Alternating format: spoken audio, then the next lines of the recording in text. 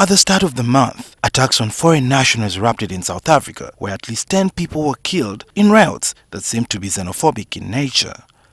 These riots also led to looting and civil disobedience by South African nationals, resulting in violence and destruction, mostly in working-class neighborhoods of Johannesburg.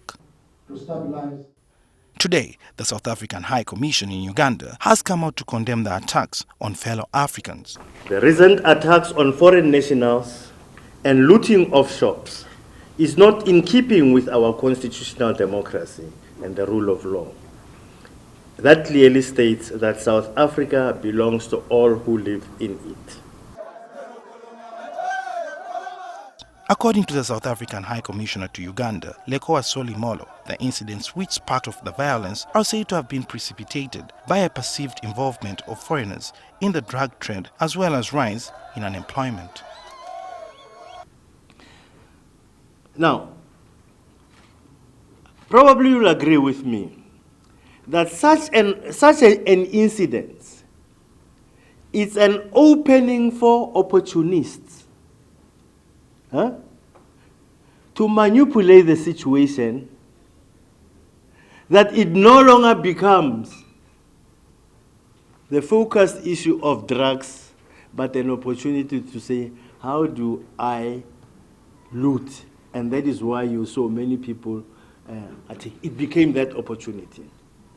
The South African Foreign Office in Uganda also spoke out against the circulation of fake news and videos via social media following the incidents and warned people against believing all what they see, since most of the information circulating is all. Now that's the power of social media. That's the power of social media. I've seen this round of what Mukongi said, what Bongane said, making rounds. And that's an old clip. It's a very old clip.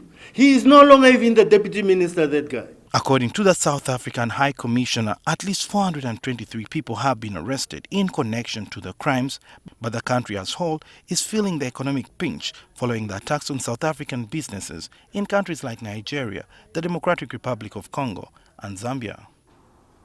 We might term it xenophobia, but when you dig deep and you look at the pattern, is it really xenophobic or Afrophobic? Or these are criminal elements who exploit the situation and play on the ignorance of many?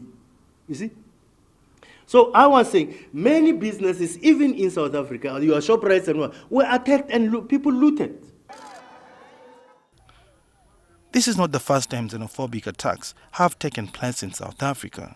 Since the early 2000s, nearly 100 people have been killed in xenophobic attacks all over South Africa. The attacks are usually sparked off by claims that immigrants are a burden to the South African economy because they take benefits and jobs that should go to South African nationals. Suhail Mugavi, NTV.